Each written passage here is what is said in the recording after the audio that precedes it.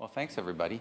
Hi, I'm Dan Rockmore, director of the Neukom Institute for Computational Science here at Dartmouth College, and welcome to the 2019 Neukom Institute for Computational Science Literary Arts Awards in Speculative Fiction.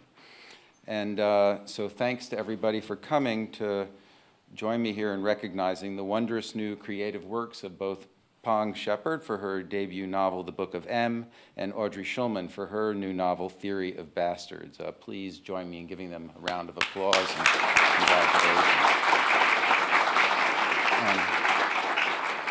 Thanks. So I'd like to say a little bit about the speculative fiction generally, then a little bit about both of their works. So the label speculative fiction is a relatively recent invention, and as a genre, is perhaps as shape-shifting as the literature it comprises. It goes back at least to works such as Jules Verne's 20,000 Leagues Under the Sea or H.G. Wells's The World Set Free. Wells actually called such works, quote, fantasias of possibility, unquote, wherein the writer, quote, takes some great creative tendency or group of tendencies and develops its possible consequences in the future, end quote. This is an expansive characterization, allowing for all kinds of stories that push the boundaries of the possible. Often, although not always, imagined futures of technology fuel such work, and in fact, this was the impetus for the Neukom Institute's creation of the awards that we are celebrating today. The mission of the Neukom Institute is to support broadly work in computational science, and it has, over time, become increasingly clear, at least to me, that artistic work that explores the possibilities rendered by technology and science generally, both good and bad, is as important, or at least differently important, as work that directly develops or exploits such discoveries. These awards in the literary arts, as well as a related award for playwriting that we give out,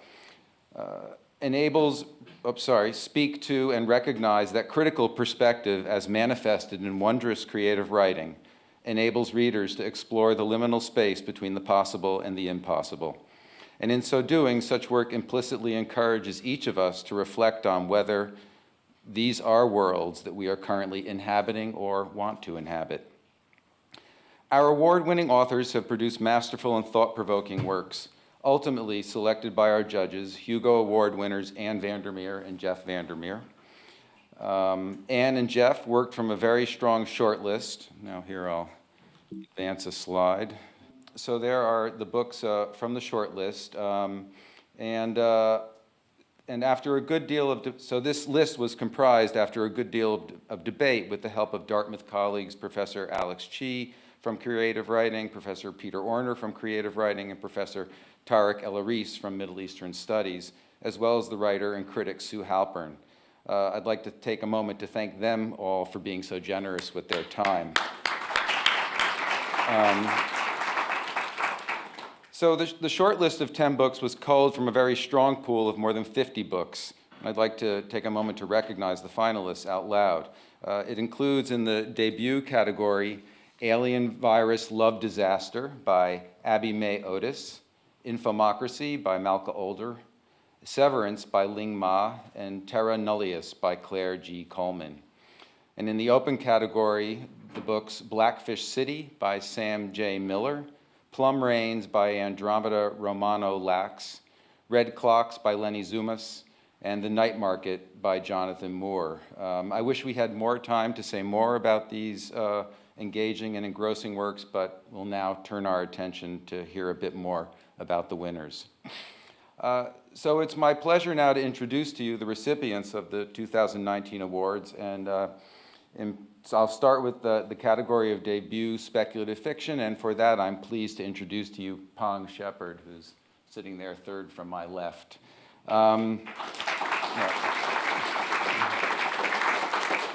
So The Book of M by Peng Shepherd is a brilliant debut and a wondrous work, one that artfully weaves together a tale of mystery, adventure, love, loss, and fantasy. It is set in a very recognizable and dystopian near future, insofar as our near future continually suggests the specter of global pandemic and the knock-on effects of a lights-out apocalypse. But it's also a meditation on the power of literature and the power of poetry as forces able to hold us together, either as couples or as countries. In the Book of M, we quickly find ourselves in a pandemic of forgetting, foreshadowed in any individual by the odd symptom of losing one's shadow. Our hero loses his loved one and then engages on the time-honored quest for her recovery through a world gone mad and dark. What follows is a deeply thoughtful tale that highlights the power of memory as the glue for personal relationships and societal cohesion, interwoven in a quest that is part Mad Max Fury Road, part Lord of the Rings, and even a little bit of Alice in Wonderland. But as with many a great work, it can be read on many levels, and the theme of the shadow and of memory, which is itself its own kind of shadow, its own shape-shifting, fragile representation of the self, gives us much to think about, what we leave behind and the contingency of our own histories, as well as our hope to persist into the future. Ms. Shepherd is a native of Phoenix, Arizona, and earned an MFA from New York University. The Book of M was also chosen as a Best Book of the Year by several outlets, including the science fiction website The Verge. It's now my pleasure to present Peng Shepherd with the 2019 Neukom Institute Literary Arts Award for debut speculative fiction. So.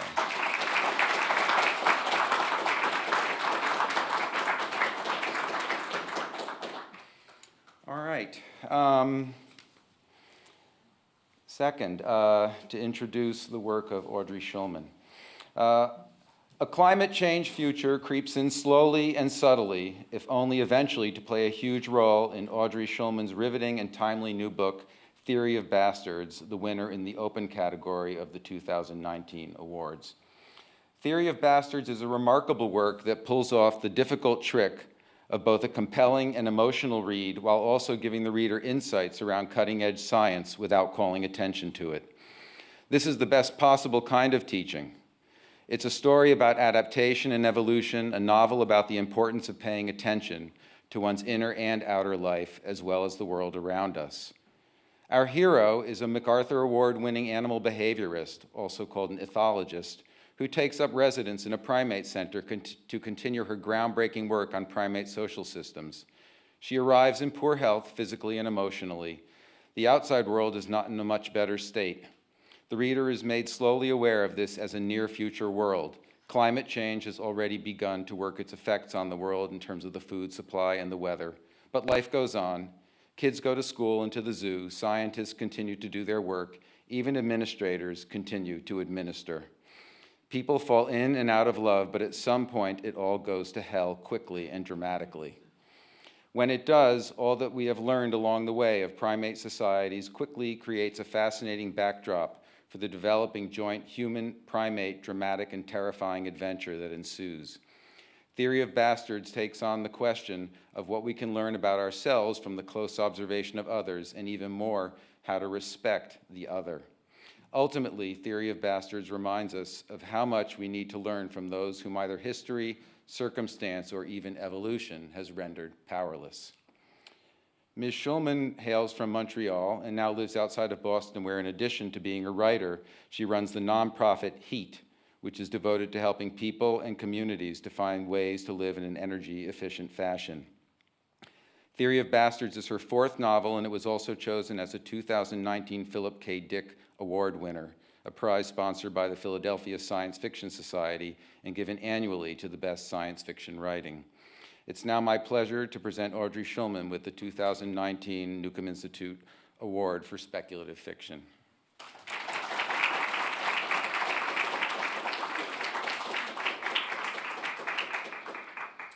All right, so now I'd like to be quiet and give others, especially the authors, the opportunity to speak about the genre and the work. And we'll do this in the form of a panel, and I'm more than happy to turn things over to Ann Vandermeer and Jeff Vandermeer. So, thank you. And thanks to the Neukom Institute for the opportunity to read so many great novels and short story collections. It was a real pleasure. I would say that I firmly believe that there should be more panelists than moderators, but 2 judges, so 2 moderators. We will endeavor to work elegantly together, as I hope we have over the last 30 years. The form of this panel discussion and the rest of the evening will start with reading, so you can get a sense of these wonderful novels. Then the panel discussion and open it up to questions from the audience, followed by a signing and reception in the lobby. So without further ado, perhaps you'd like to give the audience a taste of these novels, a page or two as a teaser. Who would like to start? We will keep it really short, I promise. Like 2 pages. What do you need to know about my book? Everybody's shadows disappear. That's what you have to know. Okay. This super short section is a flashback to the night that the day that the very first person loses their shadow, and then basically the world starts ending, but they don't know it at the time. Naz had mostly tuned out the vague blinks of color coming from the TV as they laughed, drinking and snacking on a cheese plate, but something caught her eye. A red news ticker at the top of the screen flashed, "Breaking news." That's when she first heard the name, Hema Joshi. There was an annual festival that day in India, so the local news crews were already out in the bigger cities, including Pune.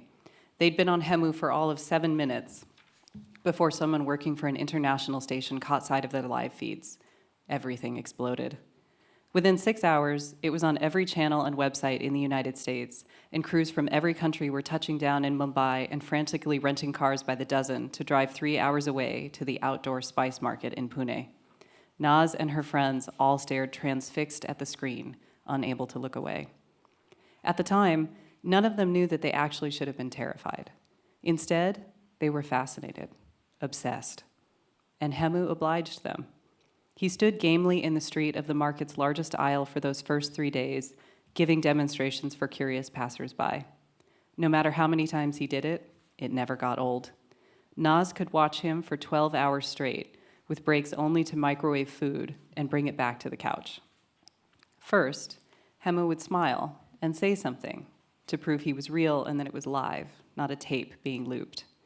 Then he'd hold out his hand, or stand on one foot and dangle the other one in the air. The street children, who had been haunting Hemu like little ghosts since the first moment, would giggle and run circles around him. News sites were filled with vibrant images of those kids playing with him, laughing, dust swirling around them, the oranges and the purples of the open-air spice stalls throbbing with such rich color that it made Naz squint. Fortune tellers made their way in rickshaws and on bicycles from every corner of the city to look upon this new wonder. Cripples were carried to Hemu by their relatives as if he could somehow cure them. Fathers were in the street, waving pictures of their daughters. By the end of the first day, Hemu had 62 marriage proposals, all from extremely wealthy families. There was a picture of Hemu's mother trying to hold all of the photos of prospective brides being pressed upon them. She'd pulled down the shoulder sash of her sari to use it like a makeshift basket, but there were so many pictures that they overflowed, the tiny faces of so many beautiful young women escaping her arms like dragonflies, flitting away down the crowded street. The day before, Hemu had been a junior customer service representative at a call center for a U.S. cell phone company and a second-string amateur cricket player for the Maharashtra team, a glorified bench warmer. He'd batted once in the last 50 games, if that. Now, he was almost godlike, something out of a fairy tale or a science fiction film. The world was captivated. Hema Joshi was the first person to lose his shadow.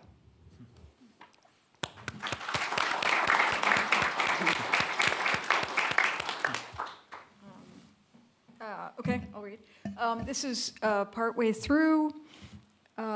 Frankie is the MacArthur-winning Genius Award winner, and she's studying bonobos, which are similar to chimpanzees.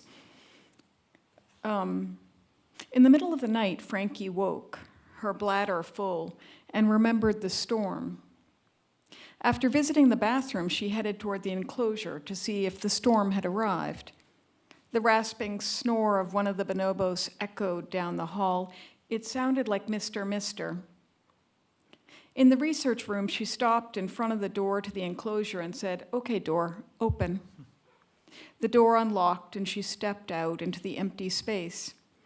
The overhead lights snapped on, blinding. So she said, "Okay, lights, off." With a metallic clunk, the lights turned off.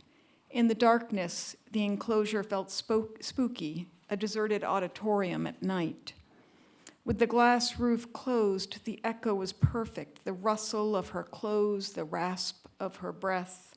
She sniffed the air and looked up. Of course, there was nothing to smell aside from the normal fragrance of fruit, manure, and cleaning products.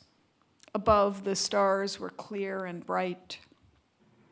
She sat down, leaning back against the wall, hoping to stay awake until the dust storm arrived. The image in her mind was of howling winds and groaning walls, small objects flying about. Sitting there, she half dozed.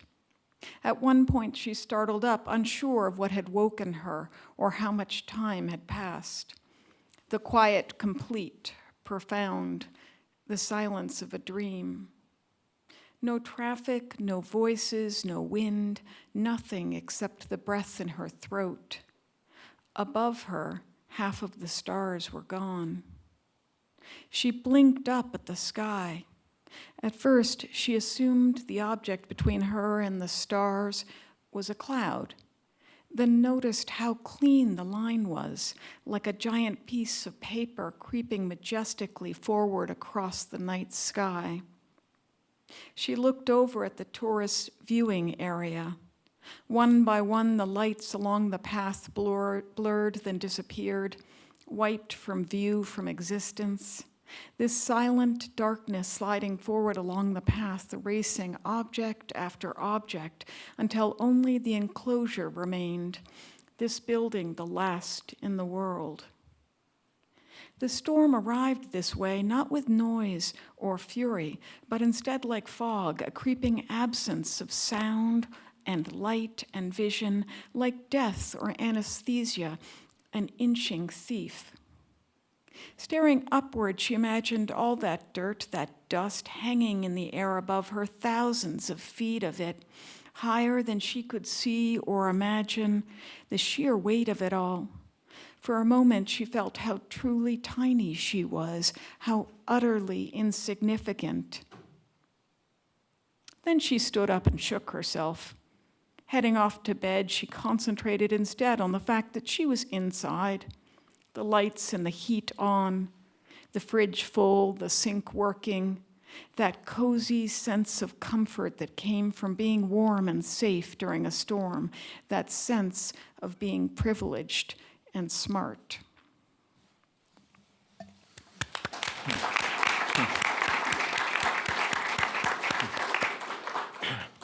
So just to start with the questions or the discussion, Dan mentioned speculative fiction.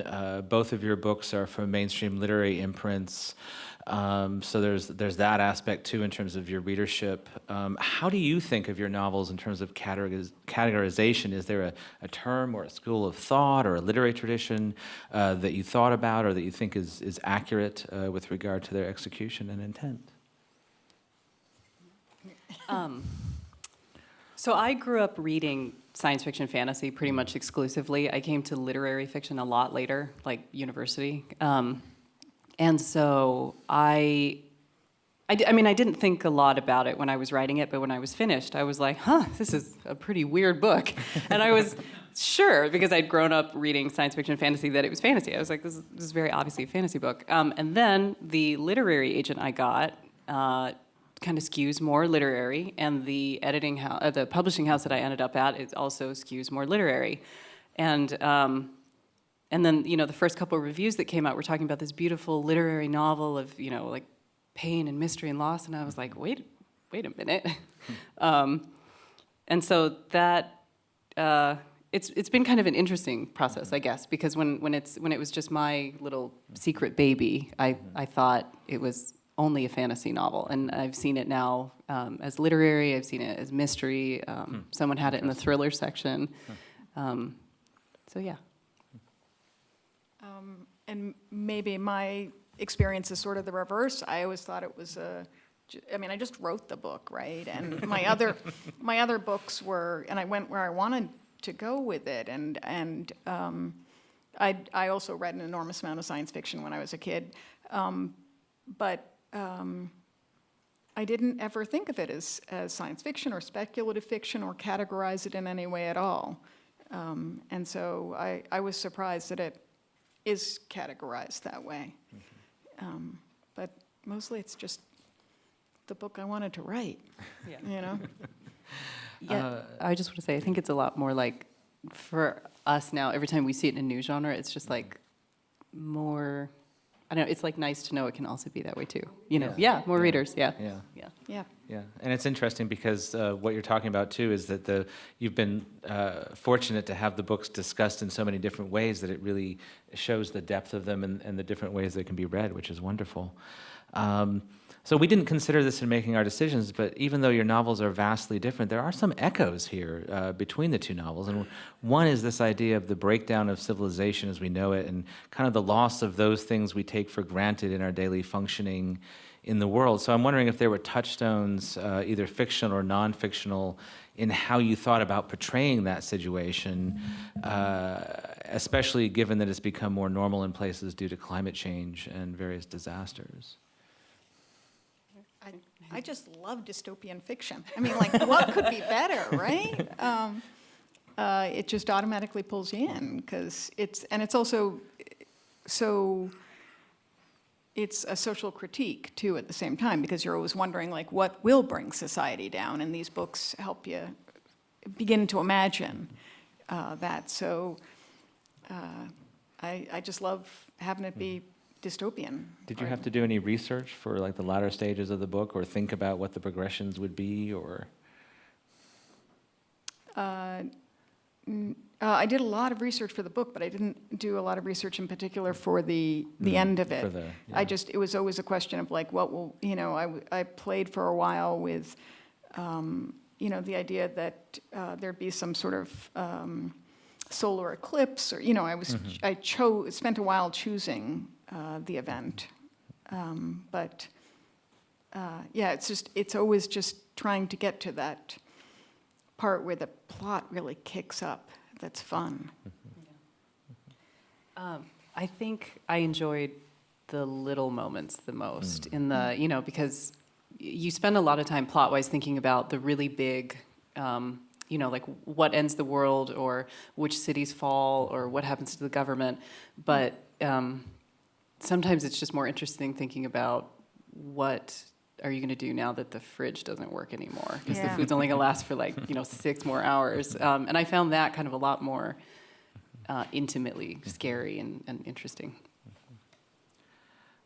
So I feel like, both of your novels kind of play with maybe unexamined foundational assumptions we have about the world or things that are not always thought about. Your book really does make us think a lot about the nature of reality, and yours about our relationship with the non-human. And I was wondering, are there ways in which you thought of your novel as pushing back against some kind of status quo or something that you wanted people to see that was invisible, or in some other way?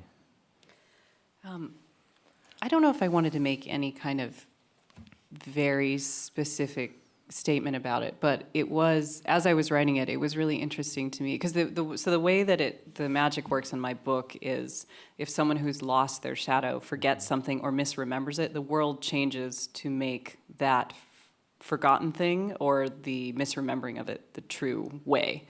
And so these people can kind of shift reality by forgetting things or people that they love or misremembering those things. And when it happens on a very big scale, many shadowless people forget the same thing at the same time. It can be really, really devastating. And it seemed very fantastical to me when I was writing it. It's very magical and very, but I realized that we kind of just actually do that, And I think that I just wanted to kind of pose that question in the writing of it. And I was just really interested, but for me, this book partly came from a moment when a guy holding an iPhone with Google Maps on it asked me for directions. And I just sort of began to think about the way that we all depend in this really weird way on technology, and yet we're smart enough to come up with iPhones, but we're not dumb enough to be able to migrate across the city. And that seems very strange to me. And I began to think, like, what would happen if technology gets wiped out and you got a variety of species there, and humans are one of them, where that would be a really great way to see the strengths and weaknesses of us, right? That where we would do badly. In comparison to, like, any bird can migrate, and find food, and yet they don't have that big brains. I don't know, it was just that interplay between technology and a species was really interesting to me. And it was really fascinating to me in reading the novel, and it was fascinating in your novel, that kind of literalization of what we do anyway, like you said. I mean, everything in this room is from someone's imagination. They created it, even if it's not by magic, but, and the things we forget as well. I thought that was very powerful.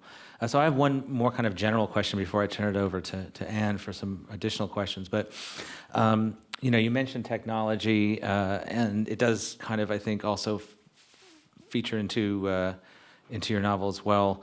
Our relationship with technology has become fraught, has become kind of more aware of the implications of the things we're using. And maybe questioning the standard idea of progress. So I was curious what your thoughts are about the current state of technology and how we use it, and the mentality behind it. I'm terrified. We just depend on it in every possible way, for our food, for our water, for our, these things have our entire lives, our bank systems on them, everything. And we just assume, even though we've used them for only a short period of time, that everything's just going to continue the exact way it has. My brother, who worked for Google for a while, mentioned the other day that within 5 years, there's going to be no way to have cybersecurity of any kind at all, that they won't be able to keep up. And that's fascinating, because everything we have depends on it, right? Everything. And we just keep blissfully going along using it. Oh man, I don't know what to add. Because I'm also terrified. My mom just got an Alexa. Is that what they're called? Mm-hmm. And I know. I don't either. I'm very, very private about that sort of thing. And I've read the stories that they're listening and recording. Yeah, and she got an Alexa, and I didn't know. And so I'd been to her house for about an hour or something, and then she asked Alexa to start playing some music, and I felt really like I didn't know that Alexa was here, listening. This whole, and I don't know. It is really, I had to think a lot about what it would be like to suddenly kind of lose all the technology. And I think we would all be, the people in the book are all really terrified at first, but I don't know, it almost seems more terrifying where it's going, like in those 5 years, Yeah, like I think fiction can't even match what we're doing in reality, But on some sense, technology frees us to do all these different things. So there's good and bad in it, I kind of see. And even in both of your novels, even though these horrible things are happening, people are using their ingenuity and scientific methods to overcome the adversities that they're facing. Mm-hmm. I see that also. So it is this double-edged sword there. Well, here's my question. You both juggle a lot of things in your novels. You have different challenges in terms of how much you show of the wider world and what that means. But we're curious as to how hard it was to integrate information and character development in this situation, where you both have intimate personal moments in the novels, but also these overarching concepts and big ideas. What was the most difficult part of meshing those two things?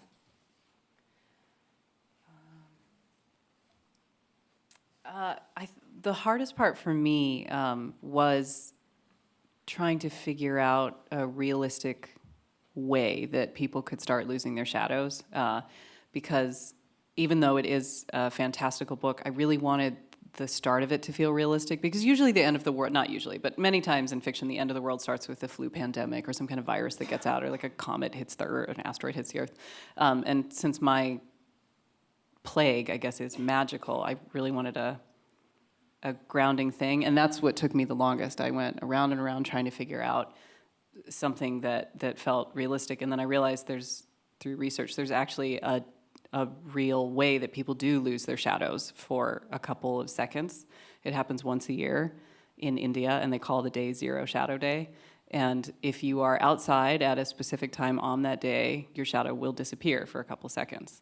And I mean, it was amazing. It's a real day. It happens every year. And so that is how it starts in my book, except after a couple seconds, everyone goes back to normal except for one guy. And then it starts to spread. And I think that I really had, I think, at least half the draft without really knowing how it started, and everything was very loose. And when I found that moment, I just needed some kind of connection to reality, and then everything else fell into place. For me, in my book, I thought it would be really fun to have, that MacArthur-winning Genius Award winner, right? Because it would be fun to have a person who was supposed to be a genius right up against some bonobos who are not supposed to be of human intelligence, right? And I thought I would have fun with that, but then somewhere along there I realized, I've got to talk about her research. And it better be good, because she's a genius. And so I set this horrible, horrible dilemma for myself, which took a long time for me to figure out what it is that she would be thinking about. And it was a bad idea to do that. So it's a bad idea to have one of your characters be a genius then, huh? Yeah, I'm always worried about having a character that's really funny, because I'm not funny, and I'm just like... Well, illness plays an important role in both the Book of M and Theory of Bastards. How personal is that role to you? And were there ways illness is portrayed in fiction that you wanted to avoid? Yeah. In my book, the main character, the genius, has endometriosis, which is this horrible, horrible disease. And I don't have it, but I've had, it's such a fascinating, horrible disease that I wanted to write about it, because a lot of people don't know about it, and also because she's an evolutionary psychologist, I thought it would be interesting to have her, because of the endometriosis, be unable to reproduce. So she was unable to, join the evolutionary. I mean, I just found that really another interesting irony to explore in the book, and to see how illness affects what we think about, and what we care about, and who we become, and what we're interested in researching. I think there are a lot of very obvious parallels in my book with Alzheimer's.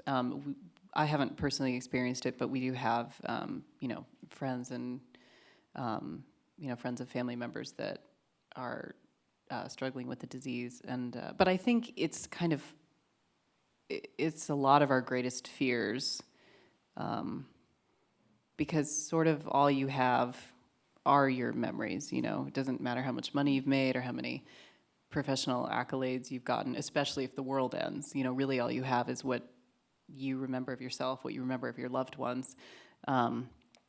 And that I was really interested in exploring that, because after most of the book takes place 2 years after the world has ended, and so everyone's kind of come to terms with all of the material belongings that they've lost. But and so I think that at that point, the thing that's most scary that you might lose might not even be yourself, but kind of your loved ones. And so that really led me to exploring the memory aspect of the story. Well, another thing that I saw in both of the novels, in what way are the love stories in your respective novels important to the larger picture? I mean, I think it's the whole story, really.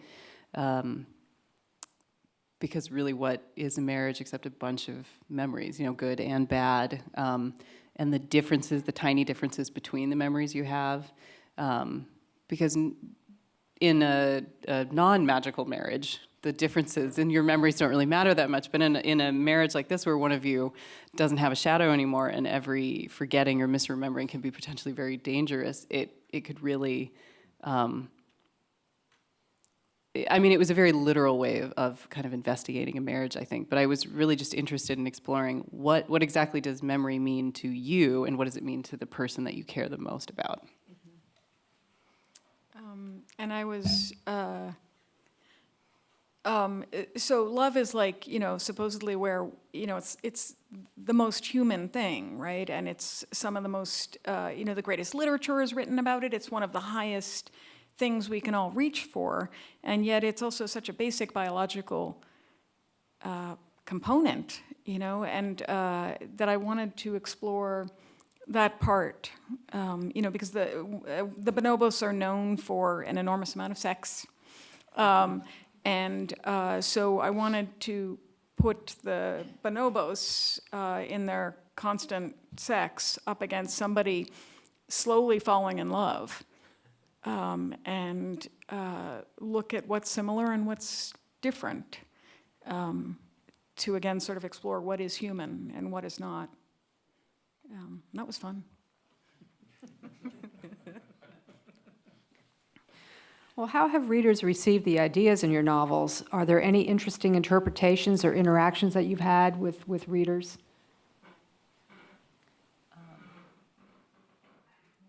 Go ahead, yeah. That one. I've had a lot of readers come up and say that they either are helping care for or have recently lost someone suffering from Alzheimer's, and that the book kind of helped them process that. And so that has been really kind of an honor that my book could be read that way. Was that something that you expected when you... No, this is going to sound so ridiculous, but I wrote the whole first draft, and then I sent it to the two people that read my work first, and one came back and said something about Alzheimer's, and I was like, it's not I don't know, you just get so deep into that. I was just so deep into the magic of the forgetting that I didn't realize that I was writing about something that is probably, it's very real for a lot of people. So I think that's kind of been the greatest reward for me. I don't know if this is true of every writer, and we could ask now, but I've read some of, a lot of the Goodreads comments, and that's just so much fun. Is it fun? I don't know if that's fun. Huh? Oh, no, but like anytime, no, so I skip all the bad ones. But anytime. How do you know it's bad until suddenly then you know it's bad? You look at the stars, right? Oh, okay. I mean, Okay. I'm not, and it's so incredible to, what I assume this is true for all of us, but we write for the chance of being able to put words on a paper, and then across time and space to be able to have those words enter somebody else's mind and give them images and give them feelings and scenes and thoughts. And anytime that's done, it's just the greatest magic in the world, right? And so sometimes reading those comments, I understand, I did it. That worked for that one person. Don't forget the ones with the 2 stars, right? But that one person, it worked, and it's just the most incredible thing. And the other incredible thing I was talking about briefly before, I wrote this whole book about bonobos without ever having seen a bonobo in the flesh. Oh. And so, I do a lot of research, right? And so then when I finished the book, I sent it off to some of the foremost bonobo researchers, and just terrified, right? And one of them emailed me back like within days saying, "Oh my God, this is like the most perfect, book about bonobos ever. How long have you lived with them?" And it was that was also incredibly magical. So. This is my last question. Before the audience questions, I wanted to ask, what are you working on now? What's the next thing? If you can share. I'm working on a second novel. It is not, it's a standalone. And I'm still in the early stages, so it's very messy. I'm not entirely sure what it's about, but I know it has to do with maps and places that may or may not be on them. I'm writing pretty much the same book with another researcher, only this time it's dolphins. So it's, if you've read this, it's the same thing. Is it also dystopian? No, it's a historical event. If anybody know of Dr. John Lilly, he was a researcher in the 70s and 80s and earlier, and he wanted to try to teach dolphins how to speak English, even though they talk out the only sounds they can make are out their blowholes, which have no teeth, no lips, no tongue, and he tried to get them to speak English, and he tried really hard. And so it's a fascinating story to me. Really sounds interesting. What I'd like to do right now is open up to audience questions and to also let you know that after the panel is done, the writers will be in the lobby to sign books. So just want to let you know. So who's going to be first? A question over here in the front. And speak loudly. Oh, wait. We have a mic coming. Awesome. So have you finally seen a bonobo in the flesh? And if so, what impact did it have on your thinking about your book? I have not. Do you want to? There's only 15,000 of them in the world, right? Oh. And they live in the Democratic Republic of Congo, which has had Ebola for a while, along with ongoing civil unrest. And then they're in a few zoos, and I haven't had the time to go to any of the zoos. But a friend of mine says as soon as the Ebola stops, we're going. So. Another question. I thought I saw a hand over there. No one? Questions? How about back there, way in the back? In the middle. Oh. Hi, I'm a bookseller and stock both of your books at the store. And over the last couple of years, there's been a pretty big transition from just literature and just sci-fi. And all of a sudden, there are a lot of books, a lot of which are written by women, that really seem to transcend either genre. We have a hard time figuring out where to put them, honestly. Did you notice? You can put them in both places? Sometimes. Put them everywhere, Yes. everywhere. You get put right in the middle of the store and in fantasy sci-fi. But when you were in the process of trying to find agents and publishers and all of these things, did you have a hard time figuring out how to pitch your novels? Yes, I kind of tried to walk so basically I tried to walk the middle road with the way that I pitched it, and then I sent it to both very literary agents and very genre literary agents because I actually was having trouble finding someone who was right in the middle or who did both. And it was interesting to see, I got interest from both sides, which was even more confusing. But I think, I just think it's trending that way more and more now. And I think, more books are going to be mixing that way, and it's just going to be, all the better. Yeah. And I didn't pitch it in any way at all. The editor just, took it. But afterwards, I tried to convince him to sell it as a cross between Mad Max and Jane Goodall. As told by Charles Darwin, and he wouldn't do that. So, Yes. Hi, I'm also a bookseller, and I got super nervous that you were going to steal my question.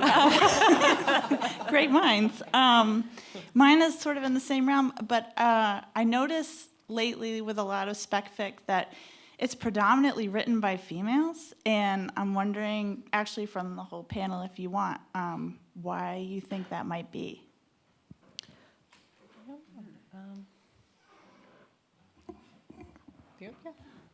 Probably should be the first one to answer this question. But what I would say as anthologists that we've noticed is that there was like 10 years ago, and this doesn't apply to everybody because not everyone writes short stories, but there was a boom, a starting boom of a lot of women writers, and they were starting in short stories. And I think it's just that there were a ton of really talented women who were writing in shorter lengths at that time, and they're just kind of all getting into, their first novels and second novels are coming out around the same time.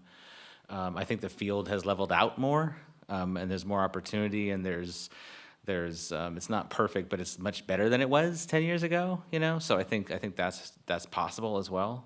That would be one guess at least. I don't know. Does that sound reasonable? I also think that there's just a greater hunger for it now, because before there was less of it, and so people didn't know, readers didn't know how much they wanted it, and then you get a little bit, you just want more and more, and so it's just made more space.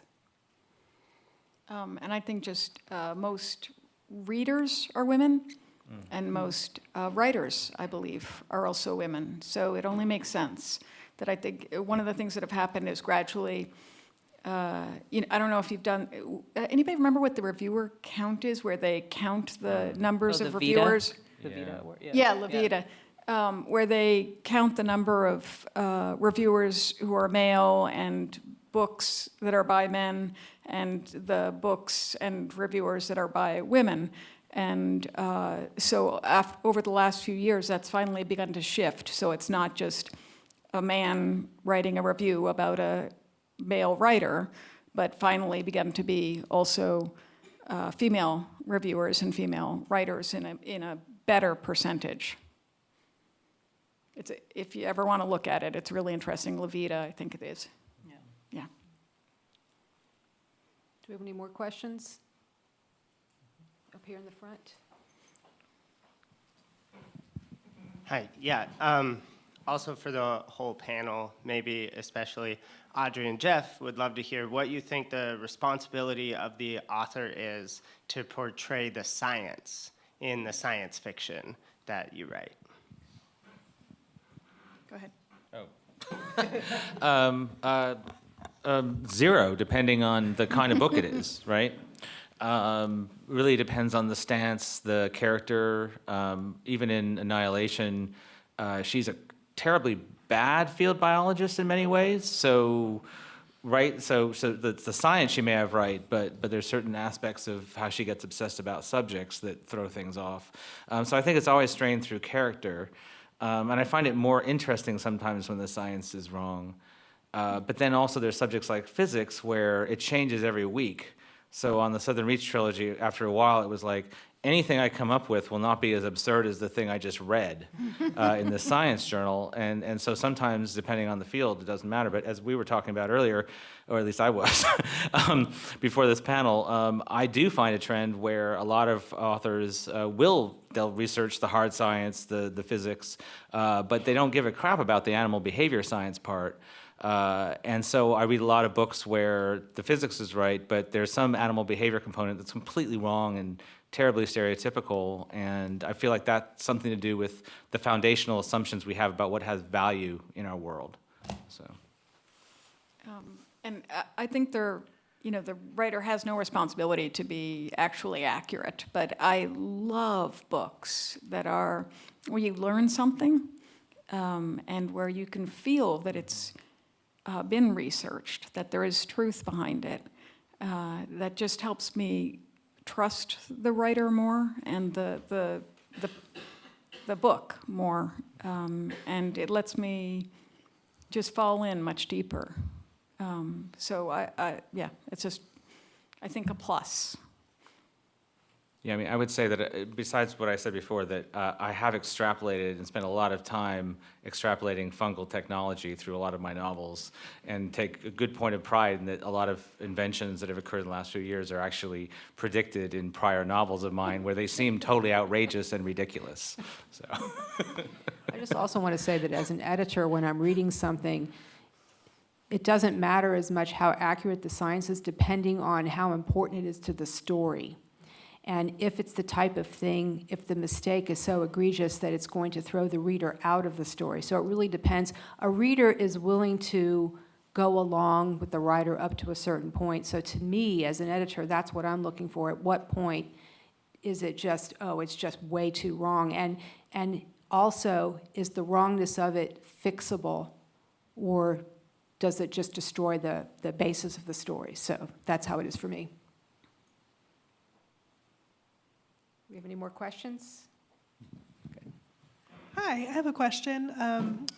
Both of you kind of described sticking points in your writing where you weren't sure necessarily like how to go about it or how to go around it. And I'm curious, how did you solve that issue? Was it banging your head against the wall, making lists, research? How'd that happen? Yeah, I was banging my head against the wall.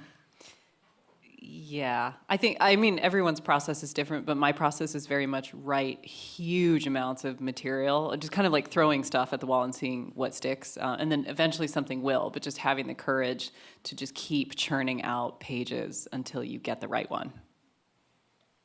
I use a lot of research, which helps me sort of think in the back of my head to figure out what the answer might be. But also there's an enormous amount of slaughter of trees, you know, just enormous amounts of paper that gets lost towards trying. And if any of you are writers, I was saying this in an earlier discussion here, but failure is part of the process. And there's this great Harvard professor whose name I've forgotten, but he wrote, rather than a resume of successes, he wrote a resume of failures, because each of those failures helped him so much to become, you know, who he was and have the knowledge he has. And I think with writing especially, failure is critical. You have to screw up a lot of times before you get something that's worthwhile. And that we forget that a lot in the society. But to, you know, celebrate your failures. It's really, they're necessary.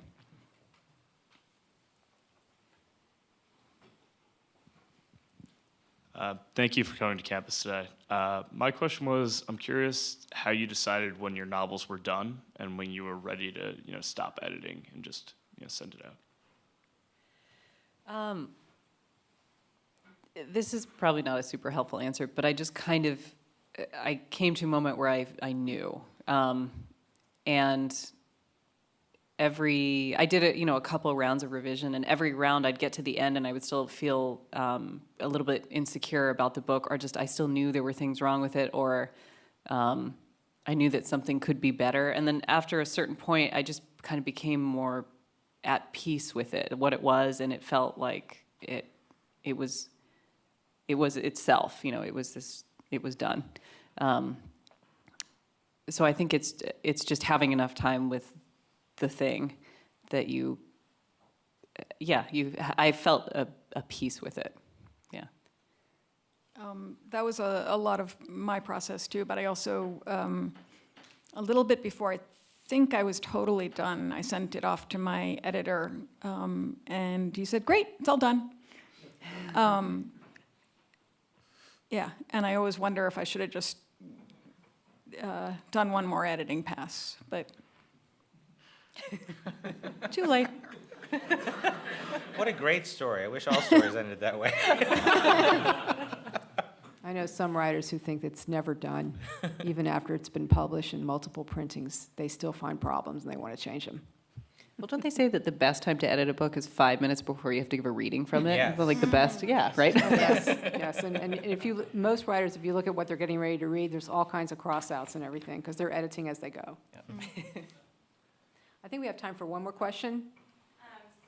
The things that I love about fantasy and sci-fi and speculative fiction is this idea that sort of like anything or almost anything is possible. And so what I would love to hear from any of you is what inspires you and sort of how you nail down your idea that makes you go, aha, yeah, that's the one that I want to kind of expand on. I think my favorite kinds of, well, I love reading them, and my favorite kinds of things to write about are taking the real world and twisting it just a little, so that what is happening like definitely could not happen, but also like maybe could. And so that is the kind of stuff that I look for when I'm like reading news headlines or, you know, listening to podcasts or anything that just seems like if you read the article under the headline, you would get a rational explanation for everything and it would be normal. But if you had only had the headline, it could have gone a different direction. I like that kind of stuff.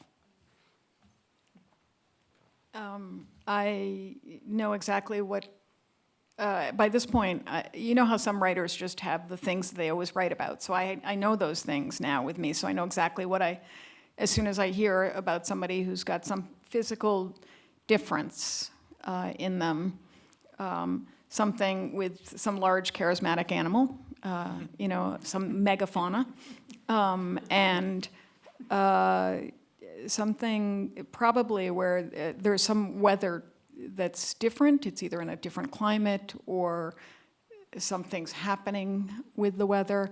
And then there also has to be danger. And for me, if I, you know, anything that combines those things, I'm going to be like, yep, that's what I want to write about. I enjoy, as a recreational hobby, making impossible things uncomfortably normal and uncomfortably tactile. That's a great phrase. I'm going to say thank yous, but while I'm walking, I do have one.